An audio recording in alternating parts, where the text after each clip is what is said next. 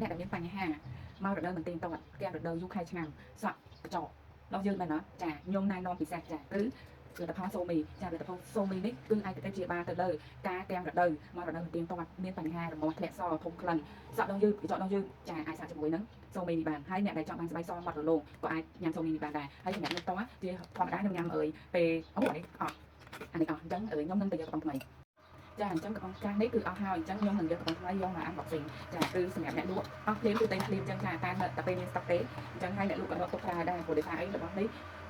មកជើងនេះហើយគឺដាក់ស្តុកយូរខ្លាំងមែនតើដាក់ស្តុករហូតដល់ទៅ3ទៅ4ខែអញ្ចឹងហើយខ្ញុំសូមបើកំប៉ុងថ្មីអ្នកនរគ្នាអត់ដល់ខ្ញុំញ៉ាំពេលយកប៉ុន្តែសម្រាប់ថ្ងៃនេះគឺខ្ញុំសូមញ៉ាំពេលថ្ងៃដោយសារយកមិញខ្ញុំអត់បានញ៉ាំទេហើយខ្ញុំញ៉ាំតាមក្របទេព្រោះដោយសារខ្ញុំអត់ចង់ខ្យល់លឿនខ្ញុំអត់ចង់ស្អាតលឿនទេតែសូម្បីតែខ្ញុំញ៉ាំតាមក្របក៏ខ្ញុំមានប្រសិទ្ធភាពលឿនដែរគឺប្រសិទ្ធភាពទៅលើសក់កញ្ចក់ហើយនឹងបញ្ហារោគស្ត្រេសធ្លាក់សរមាស់ចាគឺ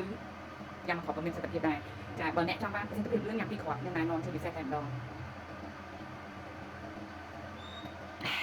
ចាអ្នកលក់គឺញ៉ាំប៉ិតមិនមែនថាអូអ្នកលក់ក៏ញ៉ាំដែរតែអត់ញ៉ាំទេចាជាក់ស្ដែងសម្រាប់របស់ដែលខ្ញុំលក់គឺខ្ញុំប្រើផ្ទាល់ទៅខ្ញុំយកមកលក់មានប្រសិទ្ធភាពល្អទៅខ្ញុំណែនាំខ្ញុំមិនមែនចេះតែណែនាំទេអញ្ចឹងអ្នកទាំងអស់គ្នាអាចទុកចិត្តបានចង់បានផលិតផលអ្វីដែលខ្ញុំមានលក់ចាអាចកំងទិញបាន free delivery ជូនណា